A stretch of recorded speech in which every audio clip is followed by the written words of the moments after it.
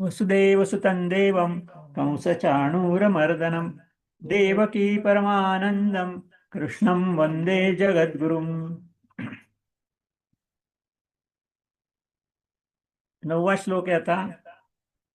सुहृन् मित्रार्युन् उदासीन मध्यस्थ द्वेष्य बंधुषु साधुष्वपि च पापेषु समबुद्धिर्विशेषते. आता प्रगत अवस्थेत पोचलेल्या साधकाचंच वर्णन चाललंय सगळ्या श्लोकांमध्ये. त्याच्यामध्ये याच्यामध्ये बऱ्याच गोष्टी सांगितल्यात. त्या आधी बघून घेऊ आपण, मग त्यांचा काय संबंध ते बघू. पहिलं म्हटलं की सुहृद म्हटलंय. म्हणजे जसं आपला कुठलाही फायदा नसताना दुसऱ्यावर प्रेम करणार त्याला सुहृद म्हटलेलं. हृदयापासून प्रेम करणार, पण आपला फायदा नाही तरी प्रेम करतात. फायद्याच्या बाबतीत सगळेच करतात, नाटकं असतात सगळे. काही फायदा नाही, काही अपेक्षा नाही, तरी पण प्रेम करणं त्याला सुहृद म्हटलेलं आहे. तर मित्र म्हणजे काय, जो आपलं कल्याण करतो तो आपला मित्र, आणि जो आपलं अकल्याण करतो तो आपला शत्रू. या दोन्ही गोष्टी महत्वाच्या आहेत. तर उदासीन शब्द आला, म्हणजे सगळ्या बाबतीत उदासीन असलेला.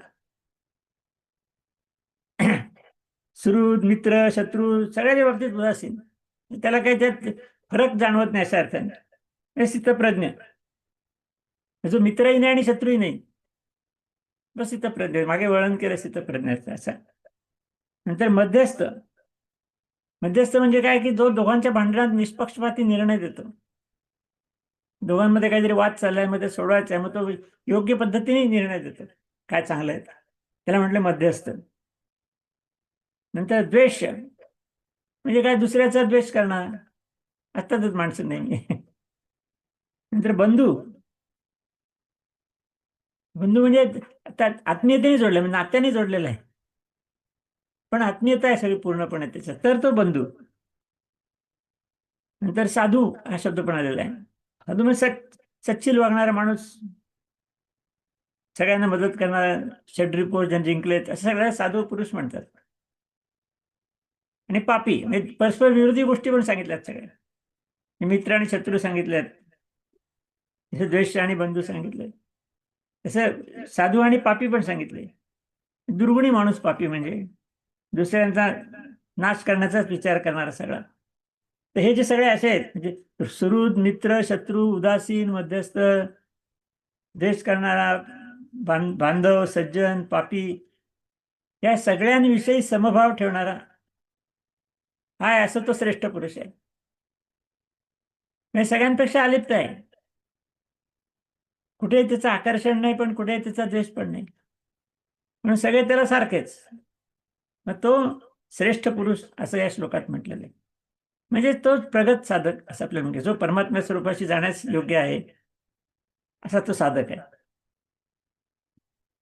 त्यानंतर पुढे पुन्हा आणखीन म्हटलंय, पुढचा 10वा श्लोक आहे. योगी युंजित सततम आत्मानं रहसी स्थितः एकाकी यत चित्तात्मा निराशीर परिग्रह. आता खरं म्हणजे आता याच्या पुढे भगवंत ध्यानाची साधना कशी करायची सांगणार पुढच्या श्लोकांमध्ये. त्याच्यामध्ये त्याची पूर्वतयारी सांगितली त्यांनी, की त्या कोण साधना करू शकतो, त्यांनी आधी काय करायला पाहिजे. म्हणजे कुणी उठावून साधना करा असं तर नाहीये, कारण भगवंतांनी सांगितलेली साधना उच्च पातळीची म्हणता येऊ शकेल. म्हणून ते काय म्हणतात ह्याच्यामध्ये, की मन आणि इंद्रियांसहित शरीर ताब्यात ठेवणे. मन, इंद्रिय आणि शरीर याच्यावर पूर्ण नियंत्रण आहे. मनाचे काय शरीराच्या माध्यम मागे लागत नाही तो.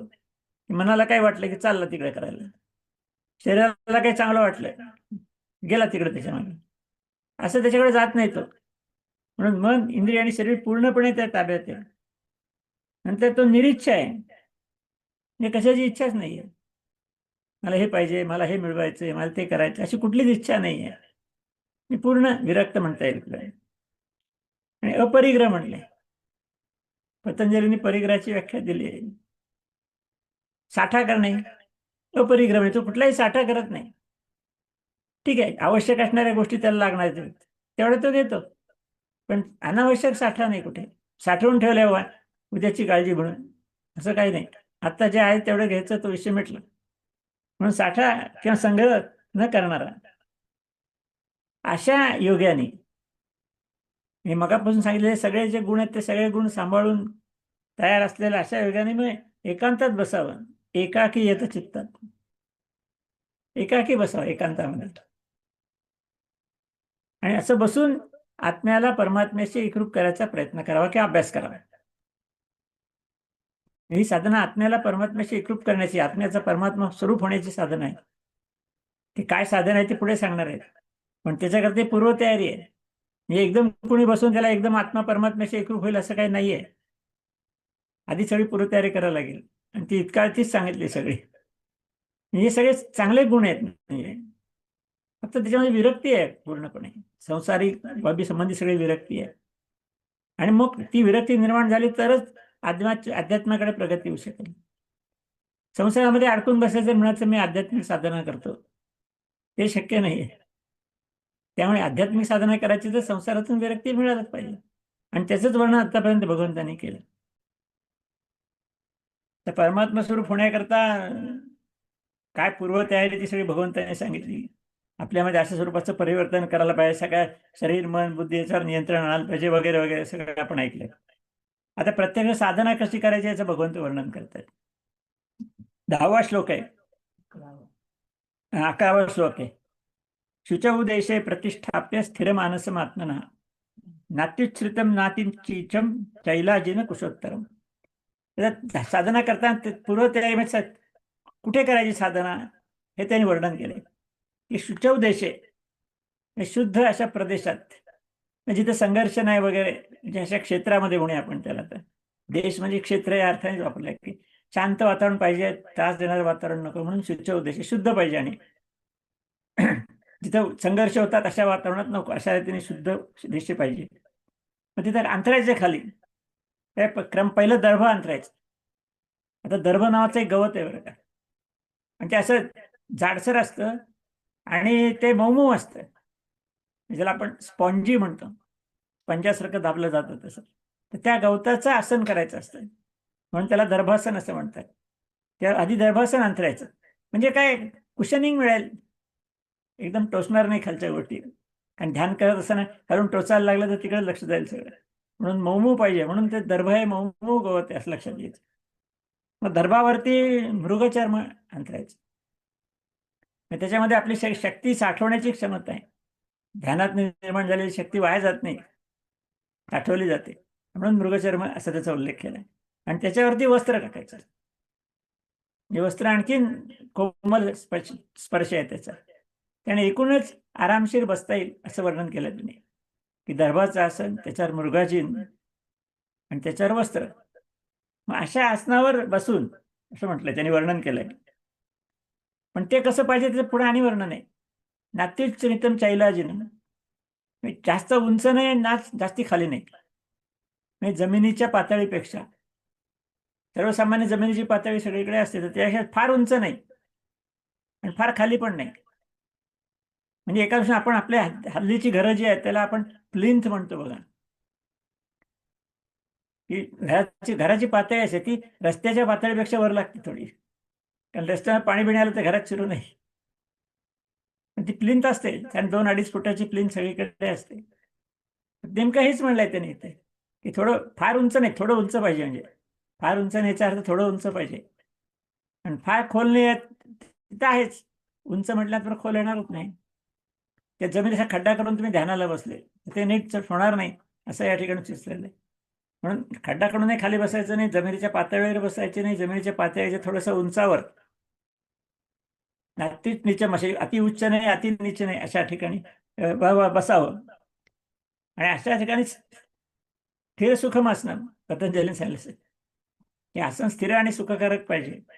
मग तेच या ठिकाणी स्थिर आसन घालून बसा असं म्हटलंय भगवंतांनी, की स्थिर आणि सुखकर असं अशा ठिकाणी बसा. एवढ्या श्लोकात म्हटलं. पुढे काय करायचं पुढच्या श्लोकात दिले. 12वा श्लोक आहे. तत्रैकाग्रम मन कृत्वा यचित्तेंद्रिय क्रिया उपविश्वासने युंजात योगम आत्मविशुद्धयेत. आता एकदमच त्यांनी झाले काम करायला, साधना करायला. अशा आसनावर बसून मन आणि इंद्रियांच्या क्रिया ताब्यात ठेवणं.